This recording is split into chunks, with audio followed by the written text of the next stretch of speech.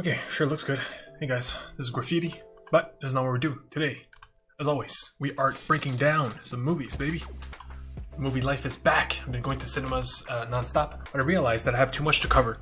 Yeah, I have to do it now. I have to do it now because there will be more every few days, you know, especially for the Oscars. Right before I did this earlier today, I covered the entire Oscar nominations of 2022. I have seen half of the Best Picture nominees, and that's just because most of them come out this late. Like, literally, most of them are not even available till next week. So yeah, I'm going to see all of those, and then we'll cover those very, very soon. But before we do that, I saw all of the blockbusters. All of them. All the ones that are never nominated, but are the movies that most people see. So we're talking Spider-Man No Way Home. I finally saw it. I escaped spoilers left and right like a freaking Spider-Sense, man. It was crazy. The Kingsman. Okay? Here we go. We're not stopping. Scream, which is the first movie I'm reviewing of 2022 officially. The Matrix Resurrections. Matrix 4. Big deal. Highly divisive. You will find out what I think. Vivo, which is one of the last musicals I have not seen. That means the animation championship is up for grabs. Disney has won it from last time. Will Vivo take it back for Sony? We shall find out. I saw My Little Pony, A New Generations. Were bronies right? I'll keep you updated. Listening to Kenny G, a documentary about the best saxophone player in the world. Very interesting. Got to talk about it. Another 2022 movie, Rumble, which is an animated movie mostly about wrestling. It's things I love. Red Rocket, which is a small-scale drama about not rednecks, but that kind of lifestyle. You know, it's a middle of America about a male porn star who has to, down on his luck. And then I got a short animated festival, if you will. I have like a bunch. So I got Trolls, Holiday in Harmony. I got 3 Simpsons. So Simpsons and Puzzleversary, one of the worst posters I've ever seen. Maggie Simpsons in The Force Awakens, From Its Snap, and The Simpsons, The Good, the Bart, and the Loki. Anyway, I'll tell you all about them. They're all, made to promote the fact that Marvel, Simpsons, and Star Wars are now on Disney+. Blush, which is a one on Apple original. So they went out of their way to make sure they had one. Finally, we're going to finish with some stand-up comedy because there's some slight controversy here. Not really with this one. Tig Notaro drawn. Extremely special. Extremely special. I could not believe this exists. And literally, it's like two of my favorite things come together. Stand-up comedy and animation. It is 100% animated stand-up special. So just for that, it is worth knowing if it's good or not, or if it works. And finally, sorry, Louis C.K. My 2 kings of comedy has always been this case, and they will not be beaten. They are my generation's best of the best. And until I die or until somebody takes their place, they are not to be beaten. That is Dave Chappelle, and that is Louis C.K. Louis C.K. was canceled. We'll get into it. This is his newest special since that. Very important to me. Very important to me, but we're going to end on this because it is not an easy subject to get into. And, but yeah, so without further ado, we'll jump between my graffiti. I put some animals in there. But yeah, it's going to be a mix of everything while I talk about these things. Because, baby, I've seen them all. Got to talk about them. And then later on tonight, just keep it going. You know what I mean? Seeing 2 more. So yeah, Spider-Man No Way Home. We're starting with the big boys. Okay, we're not messing around here. We ain't got time to waste. Okay? It's incredible. It's incredible. It's everything you wanted it to be. It's also more. It's crazy because the beginning of the film is a straight up sequel to the first 2 Spider-Man films, so much so that it is a kids movie. That's what blew me away at first, and which is easy to forget, is that these Marvel Spider-Man films with Tom Holland, he started when he was 19, but the idea was that he was a teenager. These are not for us. These are for kids, period. Okay? This one is for us in the second half, but especially the first quarter, is for them. It's for kids, their problems, right? Like trying to get into college and stuff like that. And while, there's roughness in there, where it's okay, this is a kids movie, and some of these scenes don't quite work. And any problem that there is so minute and so small compared to the power of the incredible moments that happen. And anybody that has seen the movie, by the way, no spoilers on all of these,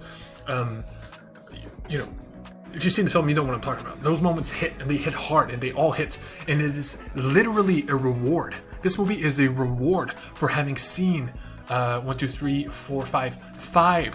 Spider-Man film before this. A reward. You watch those movies, you watch this one, it's like they give you a cake that is everything that is delicious about those past things brought back with new flavoring, new world, new perspective. and it comes together in such a beautiful way. And it's crazy because to make all of this happen, you need roughness. You need like scenes where you're like, wait, why is this happening? Why is this doesn't make sense? You know, you need that just for the the movie story to work or to happen in the first place. It's kind of crazy. Doctor Strange is mostly the aspect I'm talking about. But despite all its flaws, it's everything you want it to be and more. Like it's surprising in that way, and it is an obvious. I mean, come on now, 10 out of 10. This is what I'm talking about. Best Picture nominees would never nominate Spider-Man: No Way Home, even though in terms of fan love, in terms of people that have seen those films before, in terms of kids who love Spider-Man, this is their favorite movie of the year, and for good reason.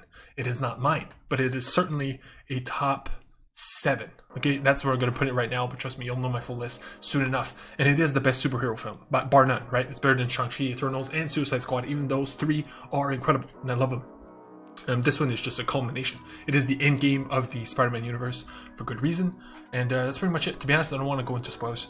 I'd rather not. I'm still, like, if I had to avoid them, I would rather be part of the people that made that experience pure for me and for others. Anyway, good stuff.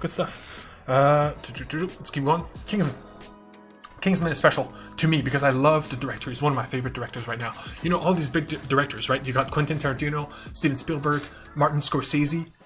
I don't give a crap. I literally am past that. Okay, they are the names because not only were they the names 20 years ago, but they're still going. The point is, every new generation supplants the next one. That is just the reality of life. That is the reality of art. It's just hard to do that with art. It's harder than real life because in real life it's obvious. But in movies, we still look upon those directors as being the best, even though they aren't anymore. It's just a harsh truth.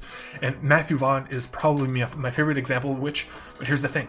The Kingsman, if we're being honest, is not that well received, nor was his last movie, which was The Kingsman 2, the Golden Circle. Which, let me see here, what did I score, 8? I'm guessing 8. Yes, 8. That's a great film, but also, you know what I mean, like in my scale, it's not that high. But the first Kingsman, every other film he's done, X-Men First Class, which is probably the best X-Men film of them all, Kick-Ass, which was incredibly ahead of its time. You have no idea, if you put Kick-Ass today, people would love it more because of this is like a parody of the superhero genre. Layer Cake is a spy classic. It's like a Daniel Craig played the main character, not spy, sorry, gangster. So gangster films like Snatch, freaking Rock and Rolla, you know what I mean, like Ocean's 11, but gangsters, right? Classic in that genre. And finally, this is most important, Stardust. Why does it always restart on producer? Stardust is my second favorite fantasy film of all time, okay? It goes Lord of the Rings, Stardust. That is it. There is no others. There is no conversation. There is no debate here, okay? Stardust is that good. It's extremely fun. Extremely fun. So if you break it down, you have a gangster movie, a fantasy film, a superhero film in both indie with Kick-Ass and with X-Men. You got like a large scale. You got a spy trilogy with Kingsman. These are all the types of movies I love, all very diverse and different in terms of genres, in terms of techniques, and he nailed all of them, which makes Matthew Vaughn one of my top 5 directors, not only right now, but I would literally be more excited about any of his films, more than Quentin Tarantino, Scorsese, or any name you could bring to me. Matthew Vaughn, to me, is that good. Kingsman is his latest. Yes, it is not well received, and to be honest, I agree with a lot of it. It's a prequel, which means it takes place during like World War I times, and so it's about like the birthing of this spy business. You know what I mean? So there is World War I politics, and there is like a lot of people sitting in rooms talking about war and politics and shit. And it's also extremely English. The man is an Englishman, so there's a lot of like standing in rooms of like English, iconography. Anyway, it's very English in a way that I do not, appreciate. If I were English, this would be like probably one of my favorite movies because it's so strong on that representation.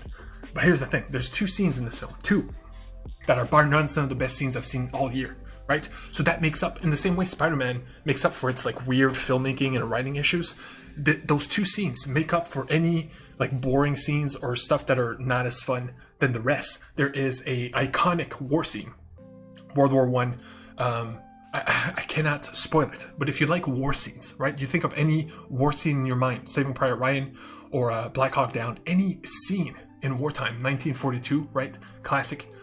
It has one of those in this film. Those are not easy to do. To make an iconic war scene that will last forever is an art form within itself. Only the best of the best are able to achieve it. And this movie is not even about the war.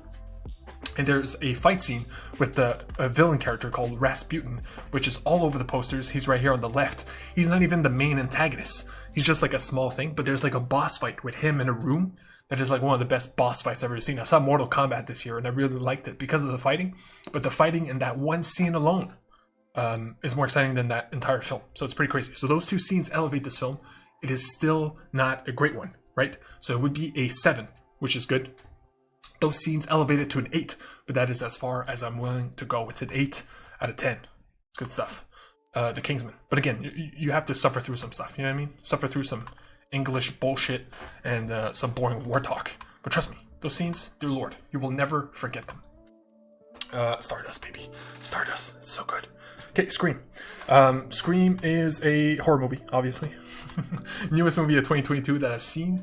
This is technically Scream 5, and what they call it is a requel, which is a remake sequel. And this series is very well known for being meta. Even the first movie was all about deconstructing the horror genre. Like, literally the characters in the film acknowledge other horror films.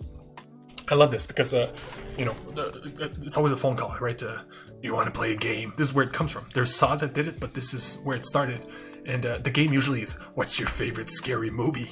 And this movie acknowledges all the best scary movies of the last few years. Most notably, The Babadook. This female character, right at the beginning of the film, she's like, yeah, my favorite is The Babadook. She breaks down The Babadook and why it's so good. I love me some The Babadook. If you're looking for like best horror movies of the last 10 years, The Babadook is top 3, easy, with like Hereditary and others, which are also mentioned in this film.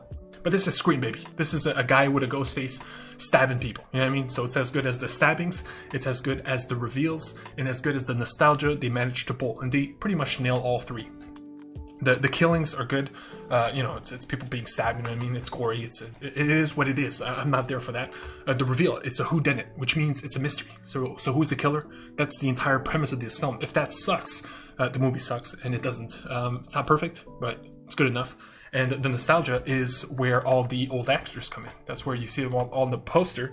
Got Courtney Cox, main actress, which I forgot, and Luke Wilson. I don't know. You got all 3 main characters from the main series. And they come back, and it's well done. You know what I mean? It's not shoehorned in. So if this movie would not, anyway, I'm just happy it exists. You know what I mean? So it's not, it's a great Scream movie, regardless of what that means. So that's pretty much it. In Scream 5, like Spider-Man, you're rewarded for watching the other Spider-Man films. Same thing with this one, to the point where it's almost necessary. So yeah, it's an 8 out of 10. It is a great Scream film in relative terms. If you judge against The Babadook or Hereditary or anything else, it would fall lower. Hell, I like Halloween Kills more than this, but still, for what it is, it's good. It's great. Matrix Resurrections. Very divisive, very controversial. People hate this movie. You got like 90 people that hate this movie, and then you got 10 that are like, it's pretty cool. I mean, right? Here's the thing. This movie would not exist. No, sorry. This movie would be done regardless of the original director coming on to do it. So the studio was like, okay, look, we need to make money. We need to make a new Matrix movie. Look, they went to the original directors, which were the Wachowski brothers. Both of them are trans now. So there are the Wachowski sisters. One of them did not want to do them. So it's only one of them, Lana Wachowski. I know it's complicated, but that's where we're at. And so they ask her, they're like, look, we're going to do this, even if you don't want to do it. Look, we need to make some money. Matrix is good. We'll give it to somebody else. So it was her choice to make a sequel or have her thing, her baby, be bastardized by somebody else. It could have been better, could have been worse. Point is, they would have took her creation, her story, her film, and given it to somebody else. That is a hard thing to accept. Scream, by the way, only did it because Wes Craven is dead. Wes Craven, the original director of the original Screams, has passed away. So, of course, a new generation is going to come in and do it. In the same way, Matrix 25 is going to be a new take, a new perspective. So that was the decision. So she did choose to make the film. So at that point, the question is like, does she have to make up a new story on the spot, or was given to her from the studio? There's a lot of backstage stuff that makes this very intriguing because it is a extremely meta movie. If Scream is meta, even Spider-Man is meta. This is like meta to like a squared. You know what I mean? It's too much. Even it tackles like it being a film unto itself, like the idea of a Matrix story within the Matrix world, within the simulation that is the Matrix, within the real world, which is you know what I mean? It is insane, the layers of this cake, right? The more you watch it, I'm sure the more you can get out of it. But it starts extremely rough. There's like, what you want to see, you do not get to see for more than 40 minutes. There's like 40 minutes of suffering. And I do mean suffering, where I could see why people hate this film. And if you hate it, in that first 40 minutes, which is completely different from what you expect and want, and you know what I mean? It's everything you don't want, pretty much. It's pretty crazy. Like, what if, you know, Neo is the one, right? He is the one. What if Neo was some nerd dweeb? And that's it. Like, that's who he is for 40 minutes. And you just have to accept it. You just have to be like, this is not Keanu Reeves. This is just some dweeb off the street that just happens to be a Matrix fan. That's not what it is, but it's pretty much that. You know what I mean? It's kind of a slap to the face of Neo and our, you know, collective. Like, what if Spider-Man was Ant-Man out of nowhere? You know, it makes no sense. But they do make it make sense in the Matrix way, where it's like a lot of over-explaining, a lot of, you know what I mean? But when it does come together, once that 40 minutes is done and you actually do get what you want, depending on who you are, you will probably be satisfied, as weird as that is. So yes, it is the worst Matrix film of the 4. It is still a good movie regardless. Again, it would have been done regardless. This movie would have been made regardless. So given everything, and given that we now have what we do have, I am satisfied. And I was happy when I left the theater. Of course, I have my problems. Of course, you know, I don't know. If I would have known when I have seen it, probably still, you know what I mean? It's certainly worth seeing just on curiosity alone. So take that as you will. But to me, it's a good movie, so it's a 7. If it did not come together, if I did not get emotions, if I did not, you know what I mean, it would not be. It's only because it does actually manage to work in the end. Just as most movies do. But still, a 7 in my scale is bad. You know what I mean? It's a good movie. It's a good movie. But that's it. Okay. Now we're done with the blockbusters. We're doing some fun ones here. We're doing some recent favorites. I'll check chat periodically. We're good. Yeah, baby. Vivo, baby. Let's go. Vivo is insane because Lin-Manuel Miranda not only does the music, but he plays the monkey. So this is like his movie. Encanto, he did the songs. That's it. And he did that's it. In The Heights, he did the original play, and he plays one of the tiniest characters in the film, but that's it. If you were to ask Lin-Manuel Miranda, which again is one of my, like, he's incredible. Like, he my respect for him, he's like top 10 people in arts, like, period, right now. It's pretty crazy. High spot. Here's the thing. If you were to ask Lin-Manuel Miranda, face to face, you're like, Lin-Manuel, what are you? Are you a singer? Are you a songwriter? Are you a playwright? Are you a actor? Because here's the thing, he is all of those. He is a Renaissance man, right? But the one thing he would not say, and it breaks my heart, is singer. Okay? I don't think he would say that. If you were to ask him the question, what is your job? What is the one thing you want to be known for? Okay? Because he does the writing, he does the composition, he does everything. Singing is not his best aspect. And here's the thing, he plays the main character. He plays the main monkeys. Not only does he speak, not only does he sing all the songs that he wrote himself, but he is the main part of those songs. And it's not that it's bad. If anything, it's it's good. It's good. But if you just have Lin-Manuel for like 2 hours instead of like In the Heights, where it's literally 5 different characters, 5 different voices, 5 different perspectives. Here it's just Lin-Manuel singing about a monkey's life, right? So that is probably the biggest issue that breaks it down. Some of the songs are much better than others because it's a musical. More so than, like, less so than, like, Encanto, you know what I mean? They're all good. Vivo, half of them are good, half of them are bad. It even has the single worst musical song I've seen all year. All of them. Because this little girl has a song, and it's like the most annoying, like, little girl song you will ever hear. I will show it to you someday. You will see. But the heart of this film, the crux, the thing that drives the plot forward is beautiful. But that is just a smart part of the film. But because it is so good, and because it hits so strong, Again, the heart, which I cannot spoil. I do not want to spoil it because it's huge, but you will know within the first 10 minutes. It compensates again for the soundtrack being up and down, and the little girl character, because again, this is a kid's film, right? And Lin-Manuel being like the centerpiece. It makes up for all of that. That's how good the heart is. And I think I give it an 8. Yeah, it's a great film. 8. If you like animated films, you like musicals, it is should see, but of course, yeah, don't expect it to be one of the best. So Disney remains and beats Vibo to remain the animation studio championship right now, and it's very exciting because again, you're only as good as your last movie, whether it be Sony, DreamWorks, Pixar, or Disney, or even out of nowhere somebody else. Them's the rules. You're only as good as your last film. So we'll see within 2022 if the championship changes. We'll see. I forget what Disney film is coming out this year, but it's always exciting. Okay, yeah, this one I won't go long into it. My Little Pony: A New Generation, a whole film in 3D on Netflix. Big deal. Bronies are exciting. I don't know why. To be honest, I've never been into this world at all. I never watched the shows. I watched some parodies without knowing the context. So this was my first foray into this world, and I've always been curious because again, Bronies is a concept, right? So it's men who like My Little Pony, essentially, right? If you break it down, that's how it breaks down. The problem there is, in my head, I'm like, okay, so the show must be that good.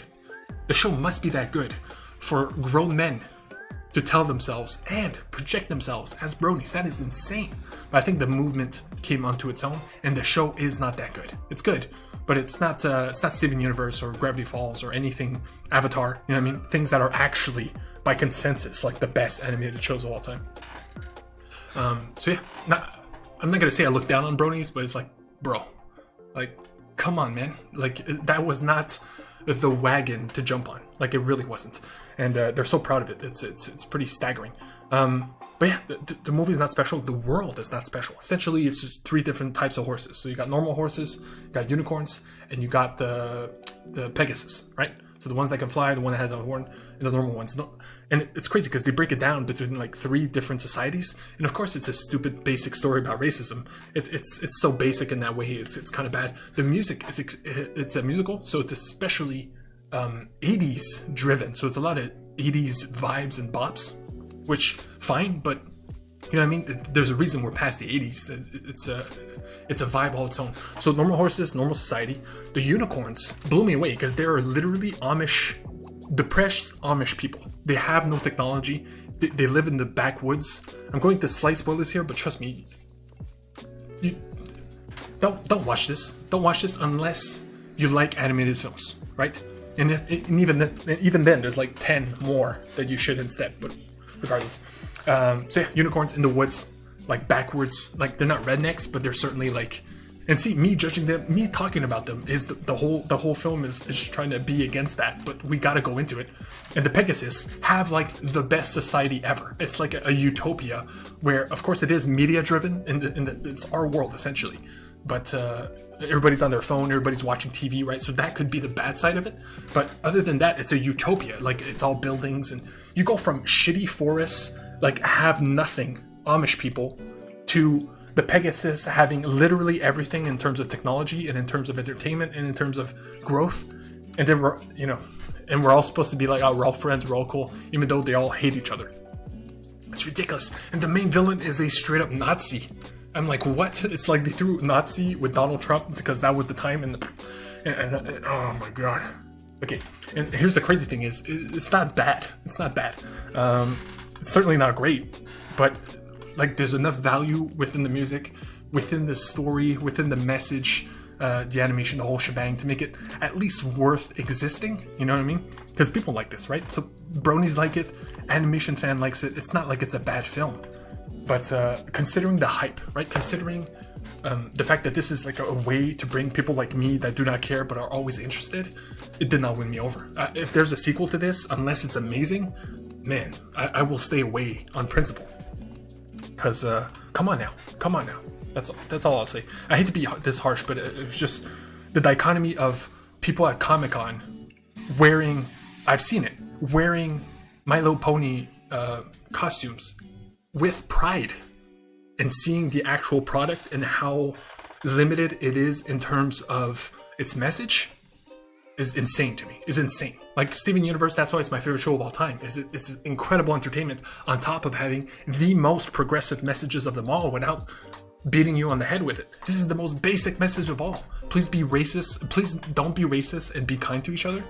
That's as basic as it gets, and that's the entire crux of it. So, no thanks. You know what I mean? 7 though, still good. Okay, listening to Kenny G is very interesting. Musical documentary. HB's been doing these musical documentaries. Again, the best saxophone player in the world. I know that is debatable, but in terms of money, so this man only plays the sax, right? So that's it. So he has a band, but it's all his songs and his music. What's crazy is that it breaks it down. This documentary is less about the man and more about what happens when you become the best of the best at something that is specific but respected. Okay, that's what's crazy. So when you think of best saxophone player in the world, like all we have in our heads is like Lisa Simpson and this guy. That's it. There's no other frame of reference, right?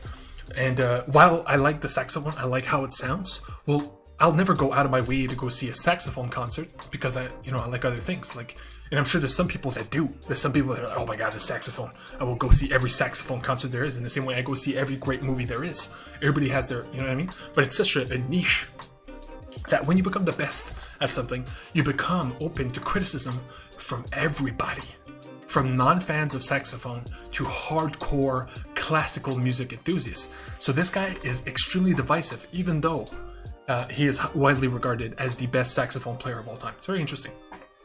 It also goes to show, what it takes to achieve that goal. And he's a very special person in the sense that he's clearly driven. He has something in his head, a click that does allow him to be better than others for specific reasons. So it's very interesting. Beyond the music, you know what I mean? It's worth watching just to show you what a best of the best on the entire planet looks like from a small world that you know but do not acknowledge. In this case, saxophone playing. So I give it a 9. Great documentary. 2. Okay, this one we'll do it quick because it's a small one. It's just 2 things I love. It's wrestling. I love wrestling. Man, I watch more hours of wrestling every week than I care to admit. And but it's like real life soap opera. It's real life anime. You know what I mean? So I will justify it forever. And finally, the animation. So it's a movie done by WWE Studios, I believe, but the wrestling doesn't matter. They don't talk about the moves or whatever. It is the story, a classical story of a little girl with a giant monster and them bonding. It's Real Steel. If you've seen Real Steel with Hugh Jackman, which is about the robots in the future.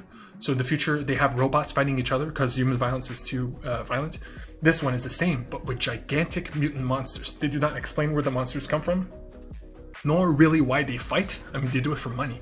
But so it's pretty, like, the promise of this film is if you're going to watch this film, you're going to see giant monsters fighting, mostly with wrestling styles, right? Which is, I don't know about you, but to me that's like, please, give it to me. Give me giant monsters fighting, you know what I mean? I think Godzilla vs. Kong for that reason. So this movie is entirely that, but animated, hell yeah. The story does slightly let it down, and it's not anything big. Nobody's going to talk about it, but it's still a great film. Great animated film, especially compared to like My Little Pony, who's trying so hard to like have a message. This one doesn't try at all to have a message, but it delivers on what you want, which is giant monsters fighting. You know what I mean? And it has a good story with a girl and bonding, etc., etc. So if you like animated films, Rumble, highly recommend. 8 out of 10. Speaking of which, put this on Twitter, and this is the only chance I have to risk not getting copyrighted. The soundtrack is incredible. Lauren Balfe is a known... Anyway, I got this Never Forget series. I gotta go back to it, daily videos. I'm gonna go back to it. Point is, I did one. 11 seconds. It's only the soundtrack. There is an image. Doesn't matter. It's all about what you hear. So turn it up right now for 11 seconds.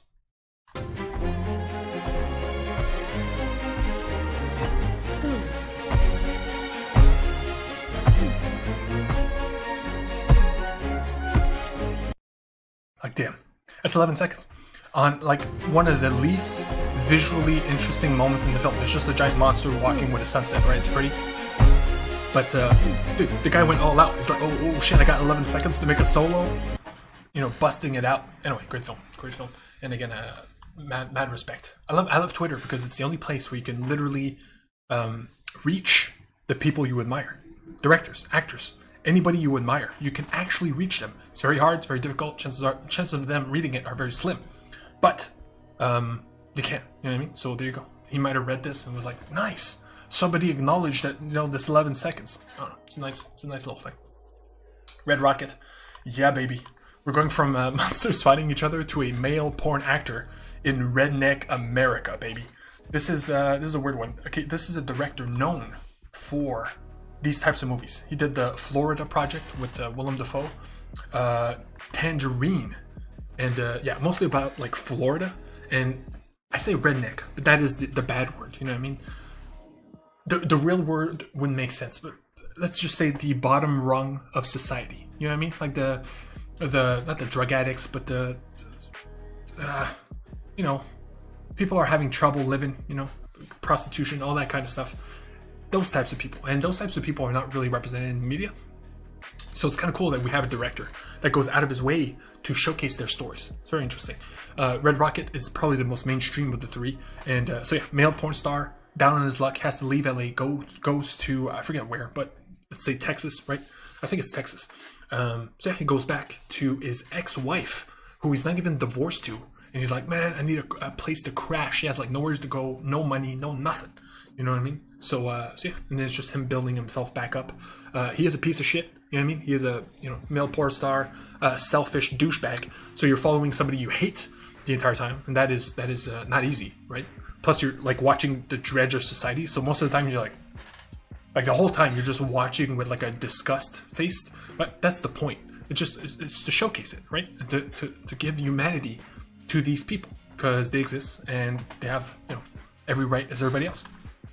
So yeah, I appreciate it, but of course, it's not an easy watch. I wouldn't recommend this to anybody really. But it is a great movie. Like it's an 8 out of 10, and so yeah, that's what it is. Let's see the description here. Washed up porn star returns to his small Texas hometown. Like that's pretty much that's pretty much it. Nothing more, nothing less. Okay, here we go. Quick animated shorts breakdown. So I did a bunch of these because I wanted to cover them. So yeah, here we go. We'll do this quick. Trolls, Holiday in Harmony, obviously a Christmas one, so they're all like looking to buy some gifts. Has the same amount of music, has the same visuals as the Trolls 2 film, which I love. Trolls 1 is okay. Trolls 2 is insane how good it is, especially in terms of zany visuals, in terms of insane things you're going to see. Trippiness, I guess, is what I would say. So just for that, it's an 8, but like don't expect much, right? It is a Christmas, like we're buying gifts for each other, etc., etc. Okay, the Simpsons one I'll do real quick because it's obvious. This one is, Star Wars. It's Maggie in a nursery home, but there's like a bunch of Star Wars characters. All these are like 5 or like 6 minutes on Disney Plus. This one is the Marvel one. Bart and Loki. Loki plays a big part. Lisa becomes Thor, and I'm not kidding about this. So just for that alone, it's worth seeing. She deserves it. And finally, this one is the biggest one because this was a big deal when they announced this Simpsons and Plusiversary, which was supposed to be a crossover of Marvel, Disney, and Simpsons, right? What it is, it's not that. It's 5 minutes in Moe's bar. So Moe's bar, you have like Disney characters like Maui from Moana is like the doorman letting people in. Inside the bar, they put Elsa making ice for the bar. It's pretty ridiculous. So to see all these characters in the bar is pretty unique. And to be honest, I'm surprised Disney allowed it. Because look at this. The poster is Goofy, looking depressed and wasted, talking with Homer. It's crazy. It's crazy to me. But the problem is the first half is cool because you're like, oh my god, all these characters. And the second half is literally Lisa singing for 3 minutes about Disney Plus. It is crazy how, like, I would say it's propaganda, but that's what it is to begin with. It was always meant to be a commercial. But to hear Lisa singing, which is like horrible, like you don't want to hear Lisa singing regardless. But to sing about like, come here, we got Star Wars, we got Marvel. It's, oh man, what a letdown. Huge letdown. And for that I think that's a 5, man. I think it's like one of the worst things I've seen. The other two are like 7s, right? Yeah. No, man, 6 all around, but still, not good. Only watch if you're a hardcore Simpsons fan. Speaking of which, Blush, Apple Plus, they have this unique short, I believe it's like 10 minutes. Very simple. It's a human being crashes on a meteor, he's stuck there. Like that's it. It's just him and this meteor forever. And this alien also crashes down. Then it's them figuring each other out. And of course, bonding. You know what I mean? It's called blush, for God's sakes. It's very simple. It's very pure. It's very pretty. It's everything you would want out of a animated short without exceeding expectations. It is what you expect once you get into it. But must see, man. Must see if if you like animated shorts. Here we go. Last two, baby. Doing good on time. Technotaro drawing. This is very, very special. Like I told you at the beginning, this is one of my dreams. Not dreams, but two of my things I love the most. Stand-up comedy. Comedy is so important. We cannot let comedy die. We cannot let cancel culture or you being offended at something that most people aren't to kill comedy. Okay? That is what's killing comedy. Comedy is the most important thing in society. It allows us to laugh at the darkest things that exist. It's very, very important. And I'm making a speech here, but trust me, I'm making it now, so I don't have to make it in like 5 minutes. And animation. Technotaro, I don't know who made the decision, but they made the decision to make an entire stand-up comedy filmed in live action, which was done in front of people on a stage, the whole shebang, entirely animated. This is the only thing I will actually show, because if it does get removed, I don't want to deal with the bullshit of all the trailers in the video. So this is the only one I'm showing you, but this will show you. It has different styles. It's just her telling jokes, and then those jokes are animated as she does them on stage. So you hear the laughter from the crowd, you hear everything. It's really cool. And again, the different styles of animation. The craziest thing is, if there is one flaw in this whole thing, which is weird, is that I wish it went into live action like once or twice, because there are moments where I'm like, okay, the real life version of this, I want to see it, but they never do. It's 100% animated. It's crazy. I think they show it right here. They show a spider. There's a spider, a real life spider, that while she's doing her show comes down this web, and the whole crowd can see it. She can't. And we see it animated, and it's fun. The spider's animated and everything. But man, I want to see the real shot of her right next to the spider coming down from the web, but we never see it. Anyway, as a comedy special, it is fantastic. I would have given it an 8 on comedy alone, which is great. But because of its special take, yes, of course I did. I gave it a 9. It's unique. It will never happen again. Oh my god, it's the only one that exists. Forever, you know what I mean? The only way another would exist is if this one was extremely successful, but as far as I know, it's not. Not many people are talking about it. She is a well-known comedian, and still, it's very it's subdued. Anyway, it's on HBO Max, but you can find it. You know what I mean? You can get it. So yeah, if you love comedy, you love animation, this is like a must, just on principle alone, just for what it is, the fact that it exists in the first place. Finally, speaking of comedy specials, this is the last one we're doing today. I finished this one specifically because Louis C.K. was canceled 4 years ago. 4 years ago, it was during the Big Batch. So we're talking Kevin Spacey, Bill Cosby, and Louis C.K. literally at the same time. Okay, but it's crazy. You got Bill Cosby, monster of Earth, right? One of the worst human beings to ever have existed. Literally probably the worst villain we've ever had in celebrity culture. It's pretty shocking. It's really shocking. Okay, then you got Kevin Spacey. Kevin Spacey's in the middle here. He's like really bad guy, really uses power. Young boys, it's like, oh, what the fuck? And his defense was, guys, I was gay. I just found myself. I'm gay, guys, right? It's cool, I'm gay, right? He used that as his defense for young boys, young teenage, like 18-year-olds. It's bad. It's bad. Same thing. Incredible villain, horrible human being. Come on now. Like, we're talking to the darkest people on earth. And then you got Louis C.K. Louis C.K. is down here. He's so far down, I can't even show it to you on webcam, okay? He jerked off in front of 30-year-old female comedians, He invited them. He's like, hey, you want to come up to my hotel room so I can jerk off in front of you? They said yes. They said yes. Of course, they're female comedians. They thought he was joking. They went upstairs. They saw he was not joking. They're like, oh shit, that's not cool. Get the fuck out. There's one, he blocked the door. Okay, that's the worst thing he's done. The worst thing he's done is he blocked the door and he's like, let me finish. That is the worst thing he's done, okay? That girl must have been incredibly pretty, okay? But then, of course, she left. Nothing bad happened. And yeah, she has, that's the whole point, is they feel traumatized, right? And, but they're female comedians. They're grown adults. They said yes. And there's others like Sarah Silverman, which is one of my favorite interviews, where she's like, yeah, we were friends. He asked me this multiple times. Sometimes I said yes, sometimes I said no. We got naked together in an elevator constantly. This is the time. This is what we were doing. We were fucking around. We were making jokes. We were friends. We're still friends. You know what I mean? And Sarah Silverman is one of the biggest female. You know what I mean? It's not defending him, right? But just to put it in relative terms. So not only should he not be canceled, just in terms of relativity of his crime, which is, again, not really a crime. But 4 years. 4 years is too long. In my head, it's the same thing with prison, right? You get arrested for drugs. You get arrested for assault. You get arrested for stealing, which are all worse things than what he did. You do the time, and then society forgives you. That is how it works. Human to human level, it's on you. It's your choice. If somebody stole from me, 4 years later gets out of jail, it's my choice to forgive him or not. In the same way, it's your choice to watch a comedy special or not. But as a society, he is forgiven. That is how it works. That's always worked. Cancellation is like a people's jail, which is stupid. It's not even real, right?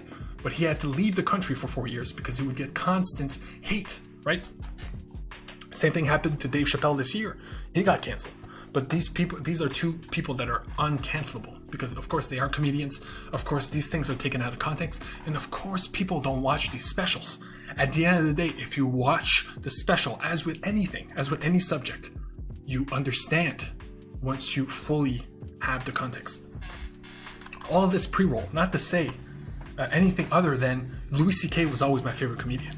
Dave Chappelle was always my favorite comedian. Not only are both of them unchanged of that fact, even when he was canceled, but they are still that to this day. They both came out with a comedy special. Both comedy specials are 10 out of 10s. I did lower Dave Chappelle, The Closer, to a 9 because I do acknowledge that some of the words he used were hurtful. I did acknowledge that, and I did review it. This is much different. There is no hurtful things in here. If there are, it's on you again. And again, it is your choice. But as a comedy special, okay, from a legend, from one of the best, a push to make stand-up comedy more generally accepted than it is now. Everything goes in ebbs and flows, every genre. Comedy is in an all-time low right now because of cancel culture, because of people being offended. It is bad. It is bad. And everybody has their right. We cannot let comedy die. And if you like Louis C.K., which, fine if you didn't, who cares? But if you did, and you're down for a comedy special, check it out. It's on his website. You can get it for like the price of a coffee. In terms of comedy special, it is literally unbeatable. Like, not literally, in my opinion. Okay, I really loved it. Like, as somebody who's waited 4 years for this, and as my favorite comedian, that's the thing with expectations. The higher expectations, the higher the bar is to fail. You know what I mean? It's easy for him to do one bad joke and me being like, what? Oh, this is not the same old week. No. Like, perfect to me. You know, no flaw. Like, this is what comedy is. This is what comedy should be. It pushes the narrative forward. It allows us to explore things that you would never with your friends, you would never in real life, because this stuff is not easy, you know? But a comedian has the power to turn those things into laughter. That is the highest gift. That being a storyteller, which is why these two are the best, is literally the highest form you can become. One day, you know, that's the dream. That's the dream. But so yeah, please, Louis C.K. if you like comedy, you won't be let down. And again, throw everything out the window. Comedy special, one man, one stage, telling jokes. That's all that matters. And that's pretty much it. So until next time should be exciting because it will be all Oscar films, Oscar-nominated films in multiple categories. And so yeah, I'm seeing them all back to back too, which makes competition fierce. You know what I mean? Only the best can rise above. So that's next. And so yeah, I'm going to be covering it all. Top 100 movies, top 15 tightly edited, literally a breakdown of all of those, and other such projects. But that's coming in the upcoming days. Movie life is back. I see 2 movies every day. You know what I mean? Theaters were shut down for me for 2 months. That's why I didn't see Spider-Man. That's why I didn't see any of these things. And now I'm making up for due time. And you'll see all of it as I share it with you. So until next time, love you guys. Yeah, subscribe, hit the bell, etc., etc. Peace.